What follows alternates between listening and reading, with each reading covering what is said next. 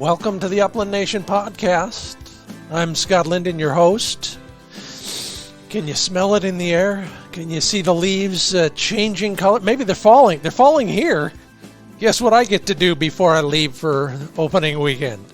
Anyway, it is that time of year, and we're going to talk all about it. The big opening day, opening weekend, opening week if you're really lucky.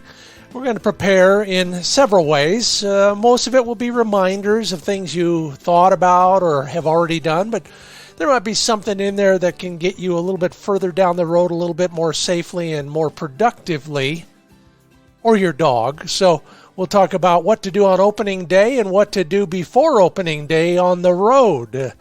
You'll also chip in your 2 cents worth on your first shot of the season. What are you planning to shoot and at what bird?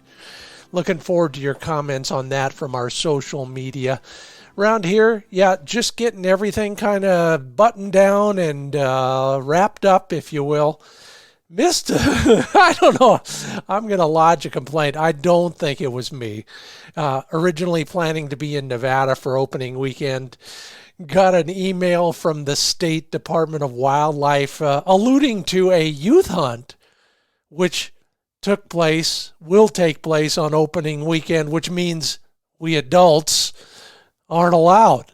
So scrambled and put some other things into place logistically with friends, and got to end up finally at our favorite place of all places anyway. So that lemon became lemonade. We're hunting in Oregon instead, but still wonderful places, and you've got yours all picked out, haven't you? I'm sure you do. Well, we're going to talk more about that kind of stuff and other things that are a little bit more practical as well. It's all made possible by Sage and Breaker Gun Care products, Pointer Shotguns, Mid-Valley Clays and Shooting School, the Ringneck Nation of Huron, South Dakota, TrueLock Choke Tubes, and our Fur Feathers Friends event.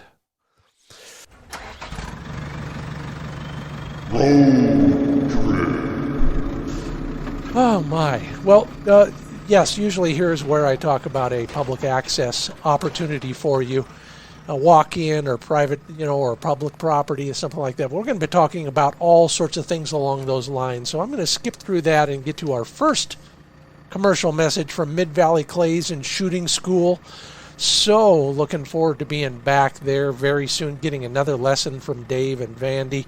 But in addition to shooting instruction and all sorts of clay target games, they have a strong online presence with their pro shop. So if you're going through your vest or going through your gear and realizing, dang, need a new pair of shooting glasses, high quality shooting glasses, or one of those new Negrini cases just for bird hunters, Benchmade knives, gun cleaning supplies, you name it, they've got it.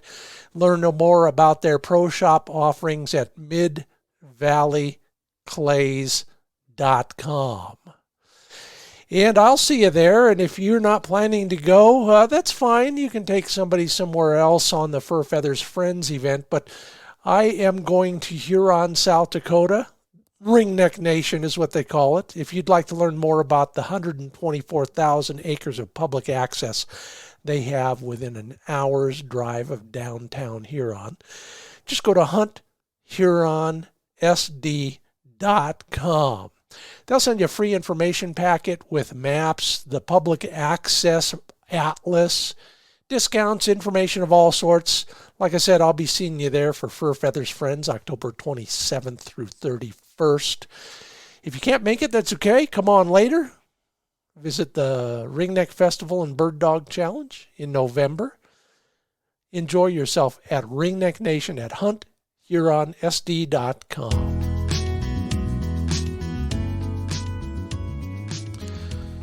All right, so get a lot of questions about things like planning and things to bring and why I do what I do in the field. I've been doing it a while.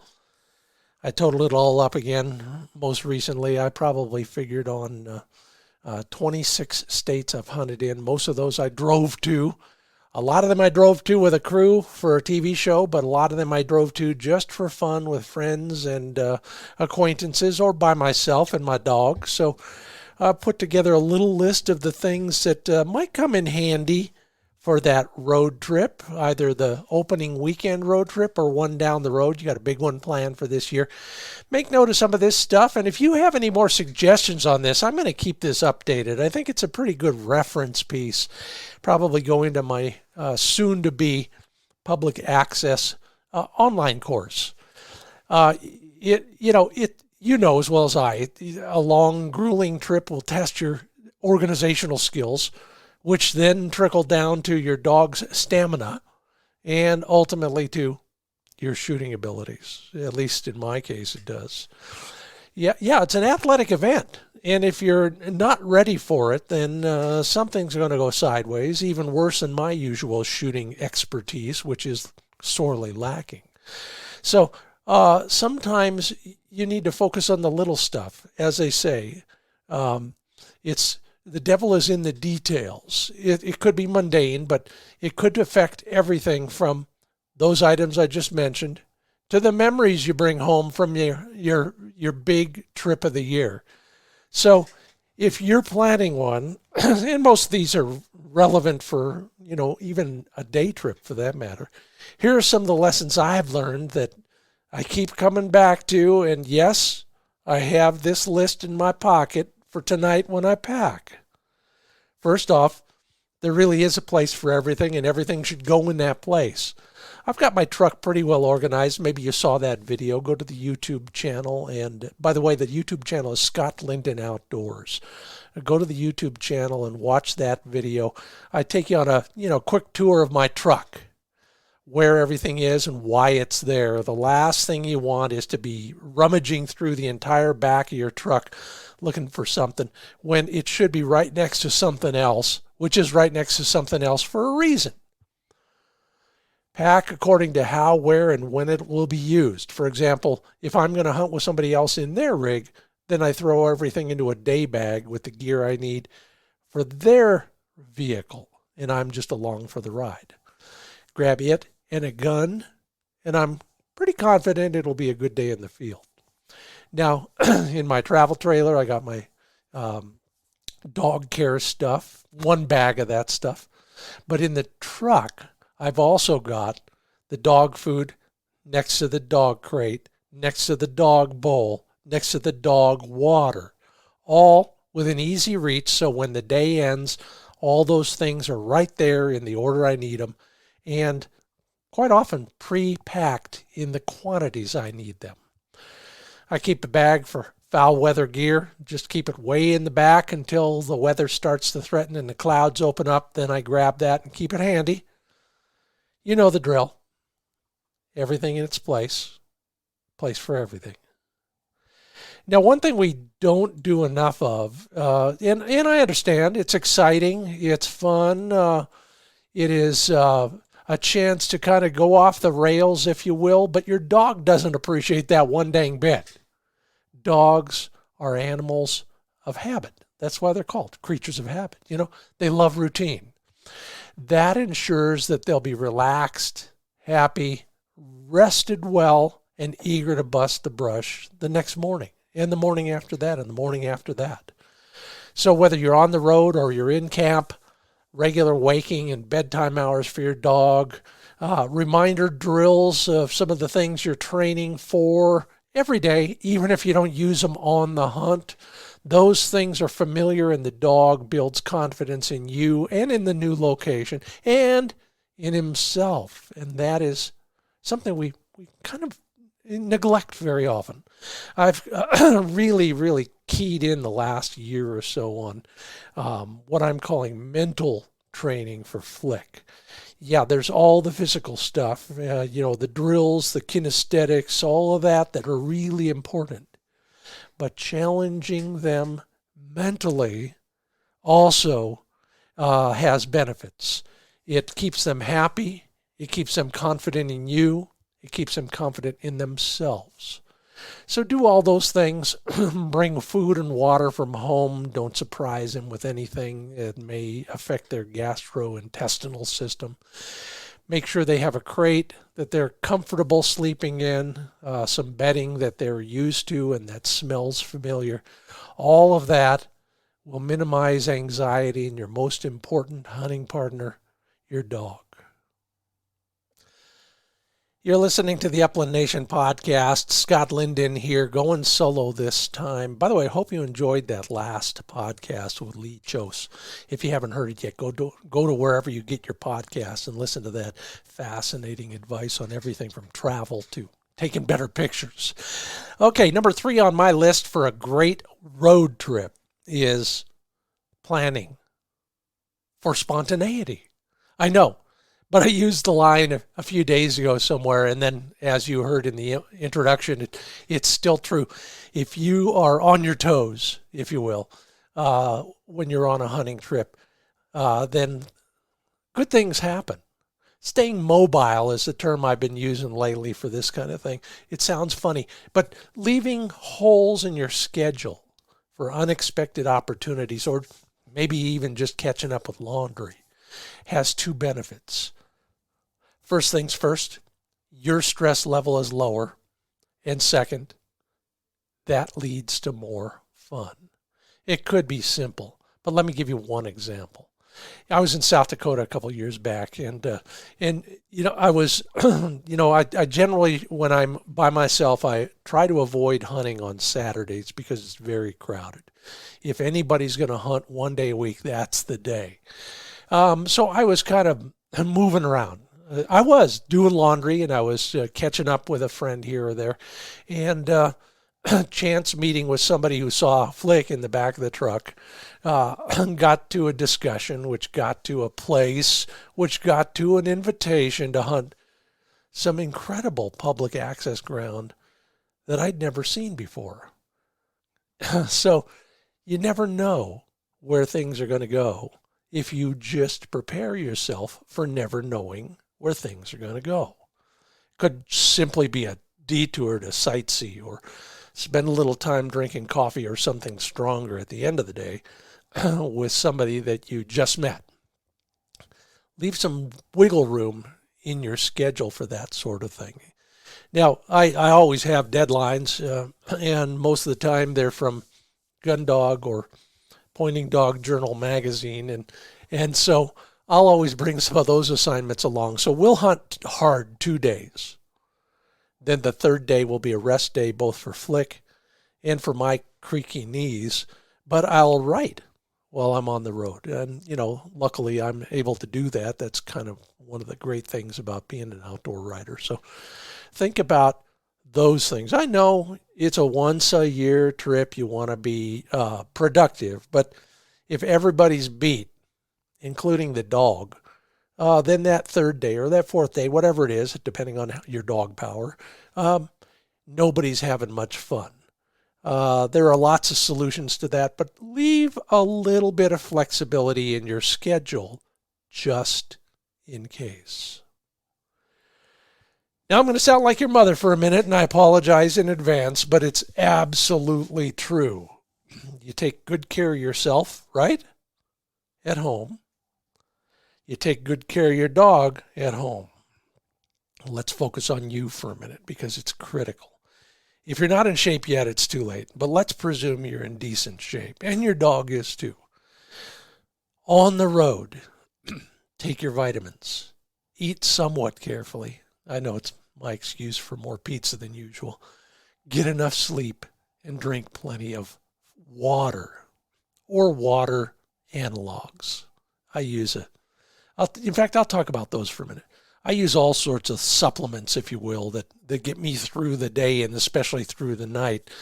If you played football or you played baseball, you got knee problems. I can guarantee it. They may be serious. They may not be. Mine are just vicious serious and can ruin the night, which of course ruins the day and the rest of the trip.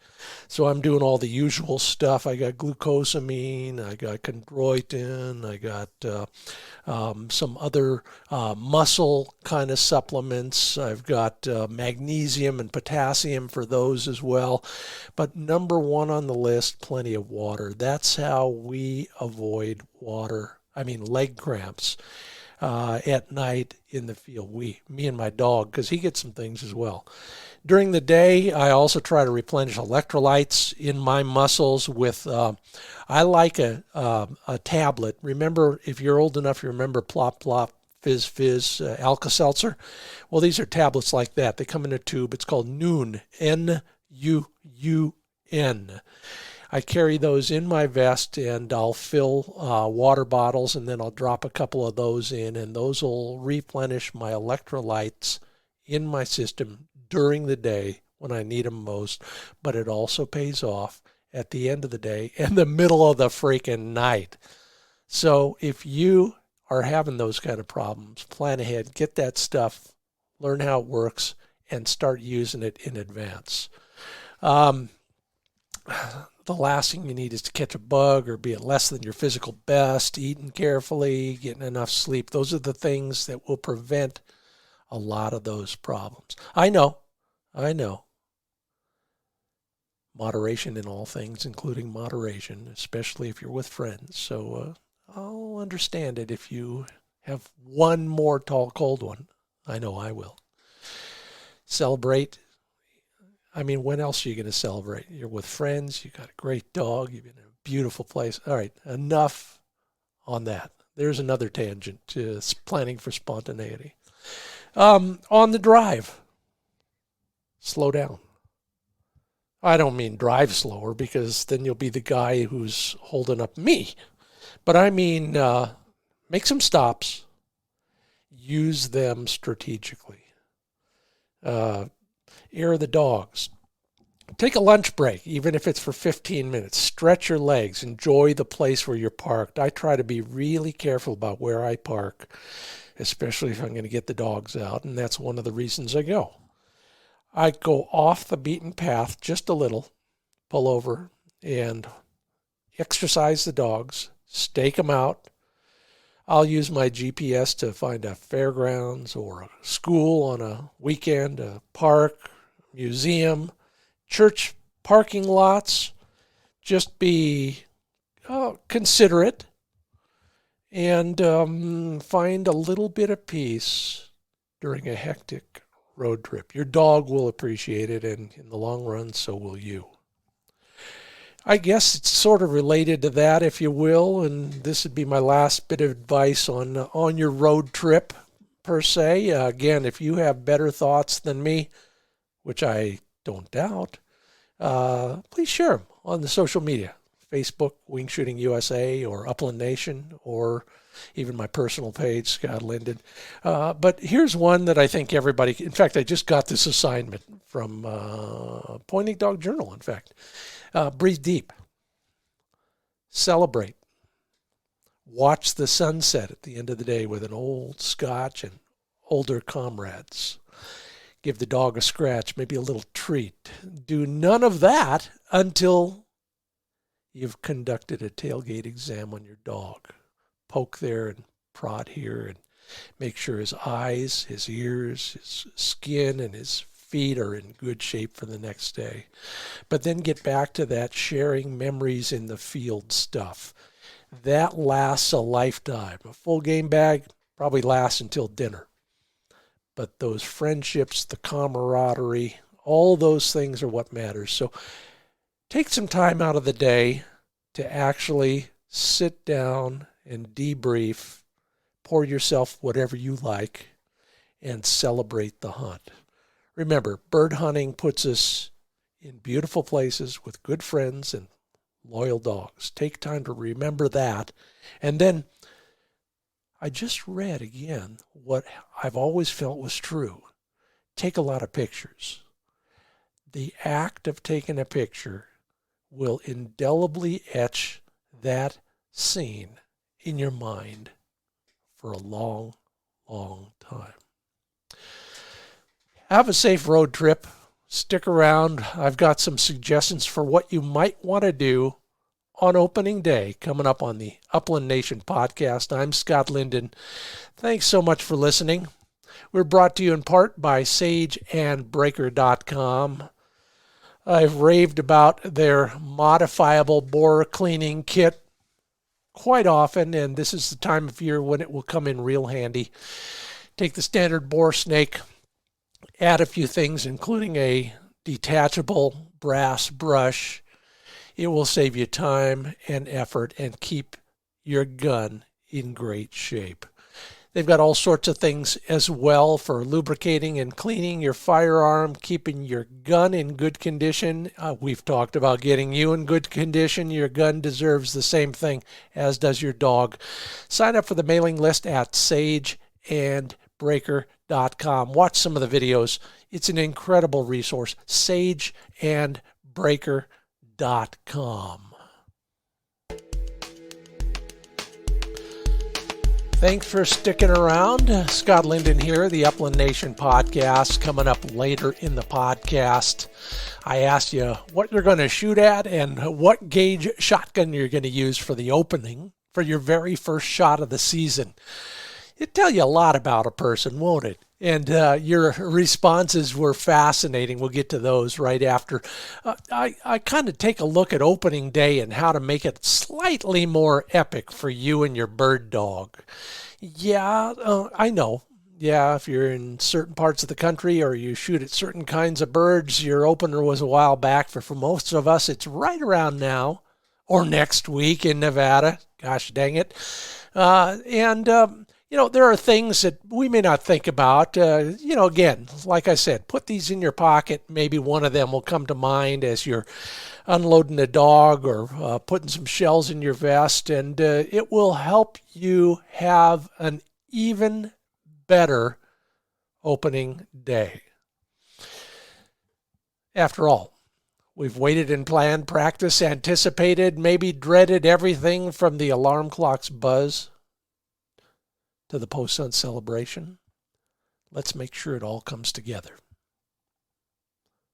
Don't trust to luck. Don't rely on a wing and a prayer. Those aren't strategies. If you stage manage your first day, it'll ensure a safer, more enjoyable start for you and your dog, and that will translate on down the line up to the closer. First things first, and one we love to potter about with, our stuff. Half the game is in your head.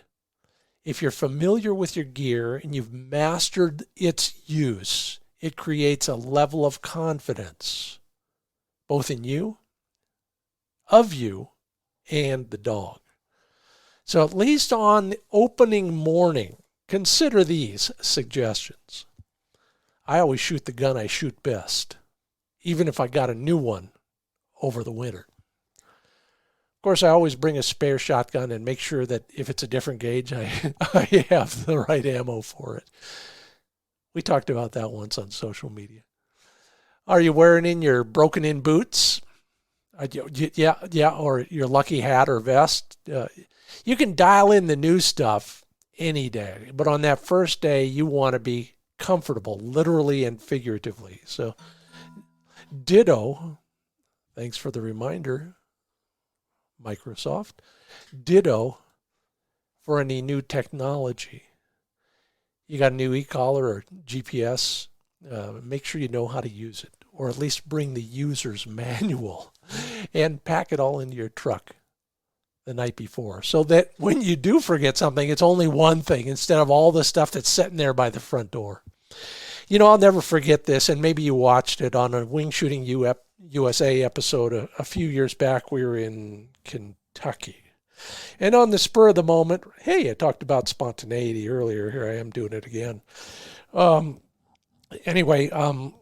Having a drink with a great guy, just a guest at the lodge. It was at, where was it? Deer Creek Lodge.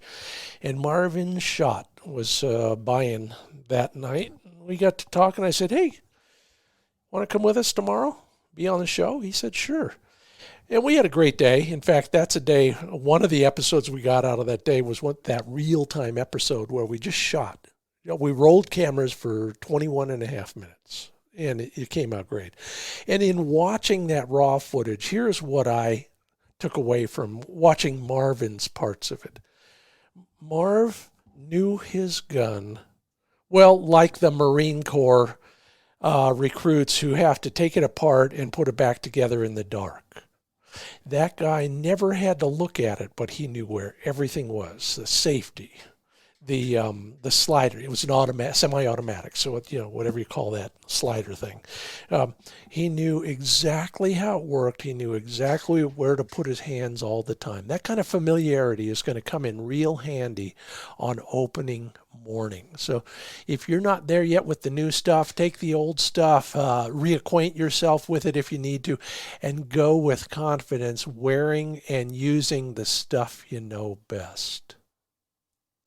Speaking of stuff you know best and confidence, who doesn't love new hunting spots? And, granted, I've spent the last 4 years hunting places I've never been before. But if you want everything to go right, one thing you can do is go to a spot you know. If you're looking for a certain kind of success, if you want to know there are birds, if you want to know that the dog is going to have a chance to make bird contacts, start the season on the right foot. Hunt a spot you know.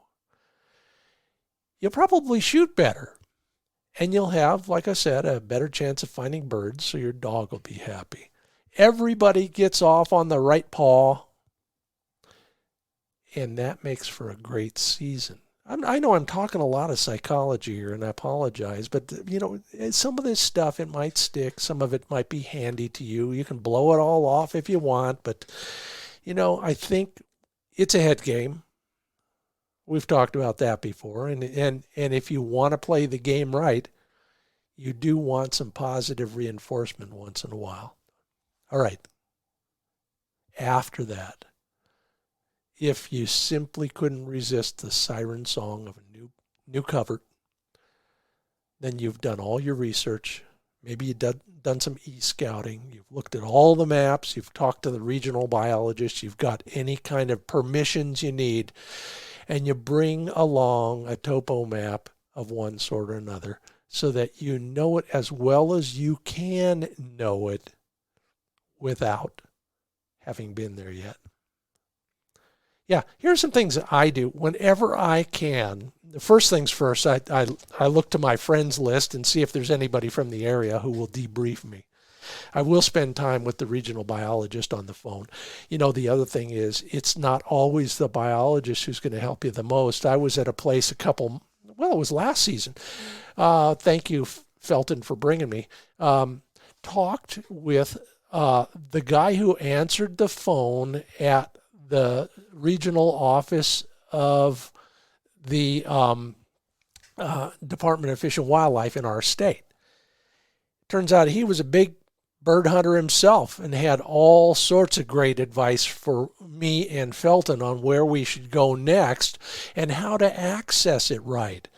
Done the same thing on the ground, was driving past a guy, clearly he was a trapper, pulled in and said, "Hey, you from around here? I'm a bird hunter. You can see from my dog. I can prove it. I got orange on the whole McGilly." He says, "Yeah." And so we talked trapping for a little bit. By the way, I learned how to release a dog from a conibear trap thanks to him, and I appreciate that. But, in the course of just talking to this guy, we found an access to a walk-in property that we had no idea was there. It was not on the map. Yeah, warning. Those fancy online mapping apps on your phone, they're quite often out of date. So bear that in mind. Gather local intelligence however you can, especially with new places. But as I said, quite often the right way to do this is to go to a spot you know and love. It's like visiting an old friend. There's nothing wrong with saying hello more than once, and especially if you haven't seen him for a while. So Anyhow, you're listening to the Upland Nation podcast. I'm Scott Linden, kind of sharing with you 33 years of lessons I learned the hard way so you don't have to. This part of the podcast is all about making your opening day or your opening weekend as spectacular as possible. One way to do that is pick the right partner. And if you are a partner, there are certain protocol that you might want to consider. If you're old hands at traveling and hunting together, well, you know the drill. But if you're not, here are some things that might come in handy. If you are the invitee, pitch in. Everything from paying for every other tank of fuel to bringing some treats or a spectacular lunch if that's the opportunity. If you want a gun while your buddy handles the dog, great, or vice versa. Find out what your protocol is when it comes to bump birds, wild rises, all of those things. Learn all that and then adhere to it. I'll never forget the first chucker hunt I ever went on. Thank you, Bill, for being so tolerant and for taking me along. We never asked about rabbits. Yeah, I know it was a chucker hunt, but rabbits are in season. Some people like them. At the time, I thought they'd be interesting as well. As one raced by, he told me, don't shoot. I wasn't ready to, but he told me, and he might have been better off telling me before we started that climb, but at least he told me, no, we're not shooting rabbits. Here are some other safety rules. Here's how things work here. I'm thinking about this weekend.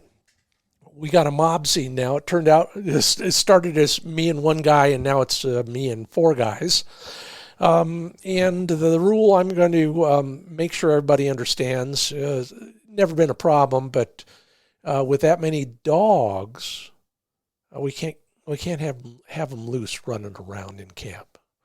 It's somebody's going to wear a cone afterwards. So whatever your rules are, try to make them very clear in advance. Keep them simple, but you want safety, you want fun, you want friendship, and all those things happen better if you have a few protocols. Okay, you've already got permission to hunt if it's private property or one of those walk-in properties that requires it, right?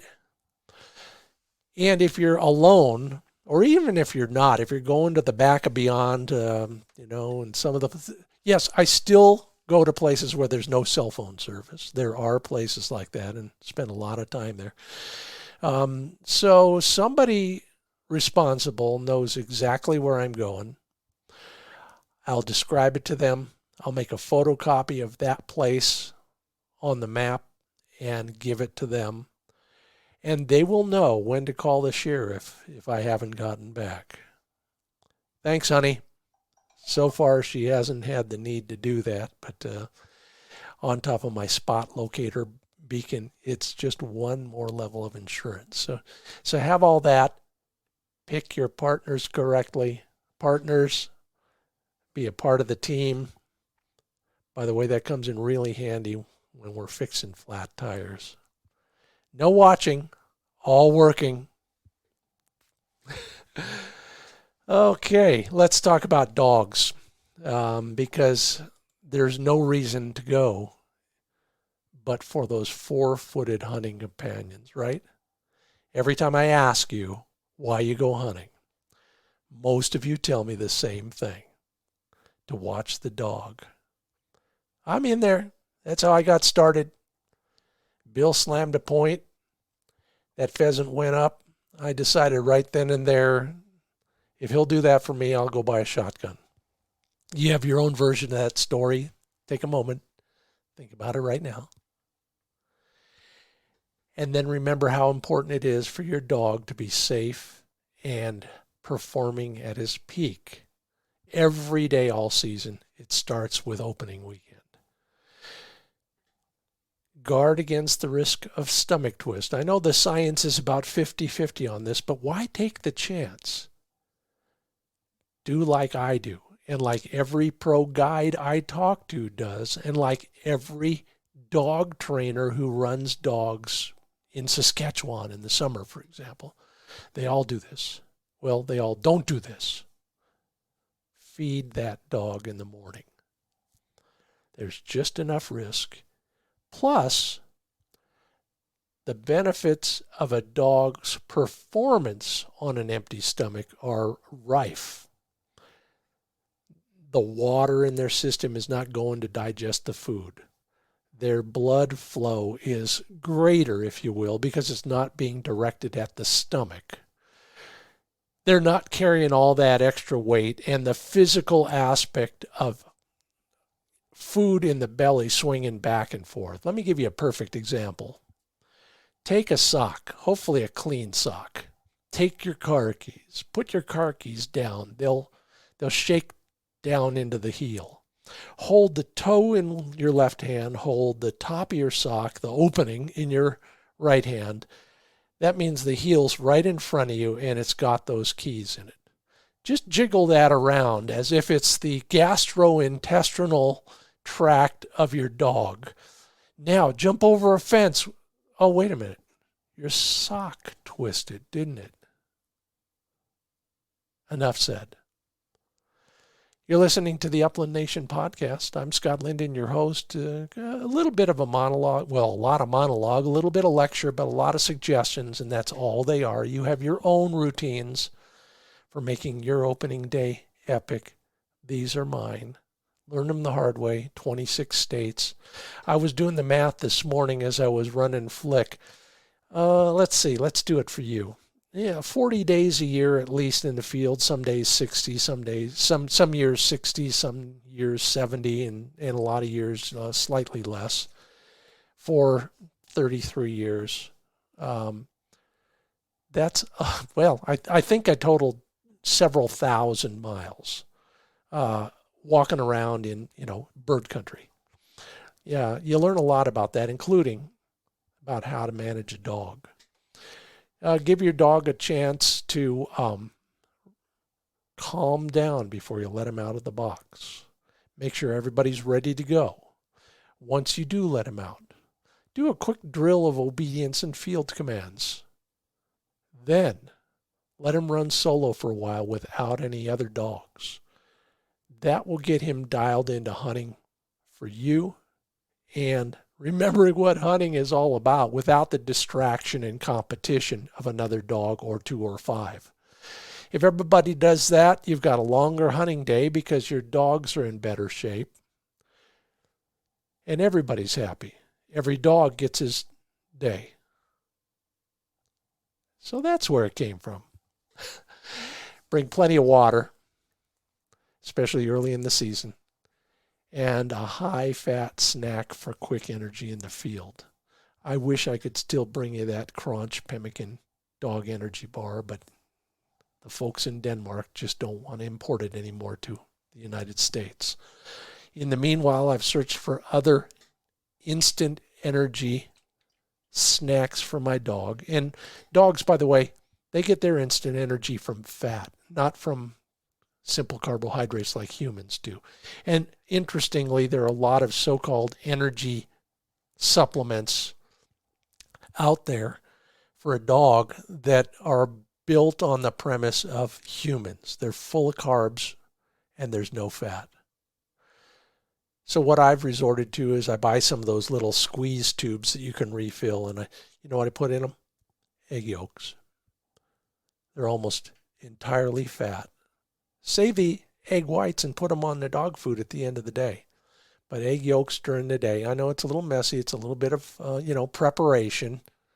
But the dogs literally will eat them up, squeeze a little bit out every hour or two, and they're getting that fat they need. Also, carefully, please monitor his behavior, especially on opening weekend when temperatures are high. You know the drill, what to look for. Okay, good. Keep it up. Just be mindful of all of that and keep the water flowing. Then when you're done, as I've said before, Give him a nose-to-tail check for cuts, seeds in his eyes, broken nails, all the stuff, torn pads. You know, and if you don't know, go to my YouTube channel and take a look at the. I finally pulled it all together thanks to Gundog Magazine Online. They asked me to put together a video of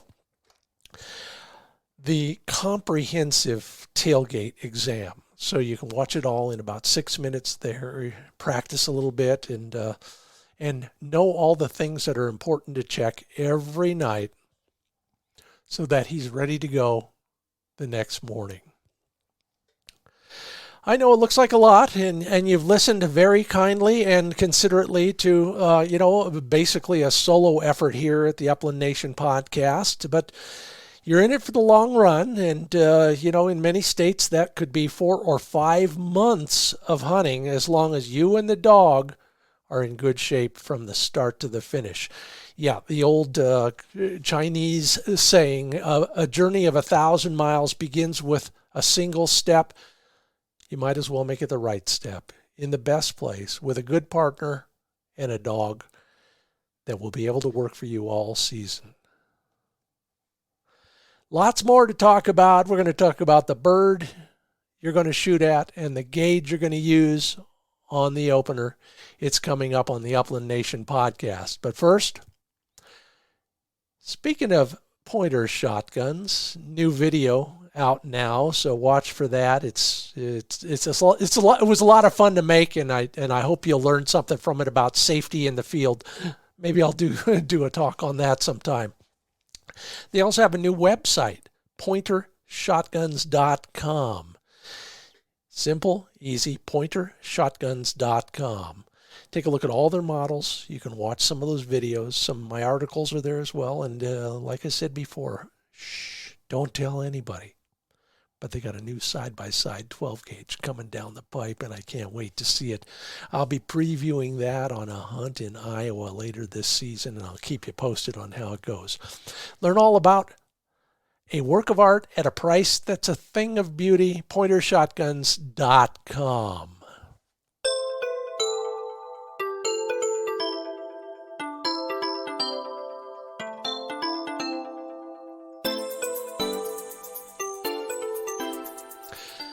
We're back at the Upland Nation podcast. I'm Scott Linden. I always love talking with you.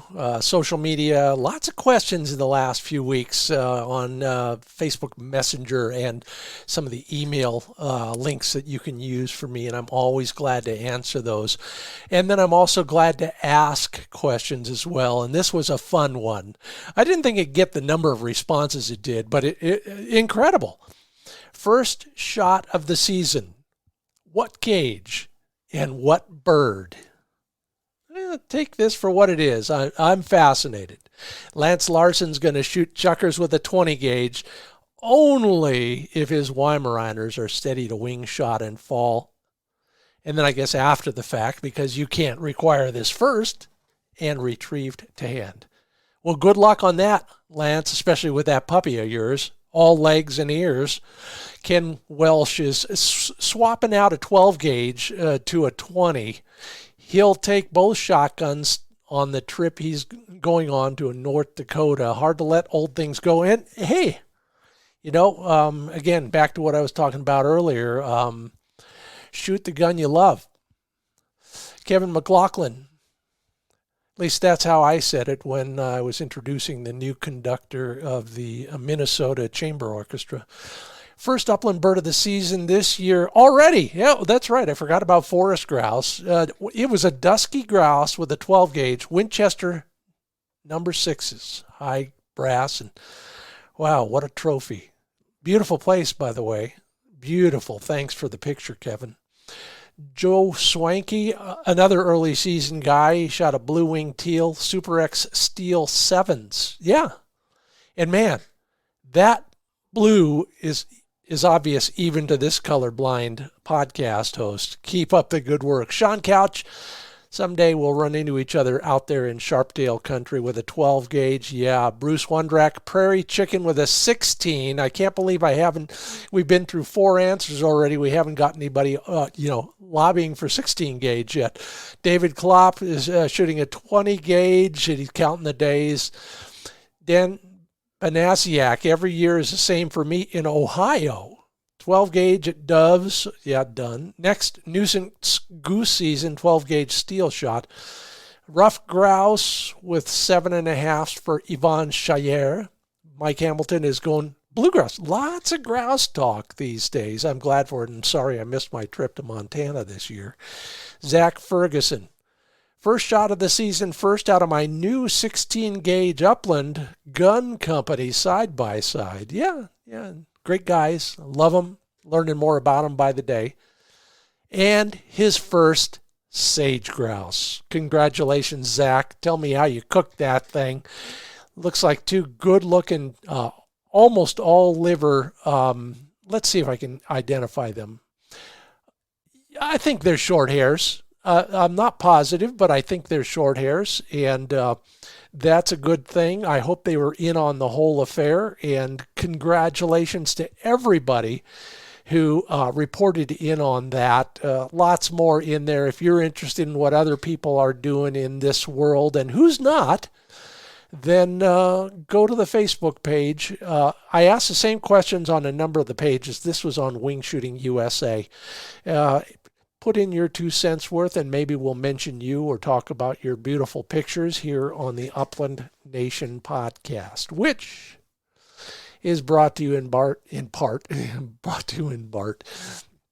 Yeah, I was working out to a Simpsons episode yesterday. Brought to you in part by TrueLockChokes.com. These guys not only know their chokes, they know shooting. If you're looking for advice on patterning your gun or what kind of choke to use for what kind of bird and what kind of ammo, it's all available at TrueLockChokes.com. Now, ideally, every time you clean your gun, you should clean your chokes.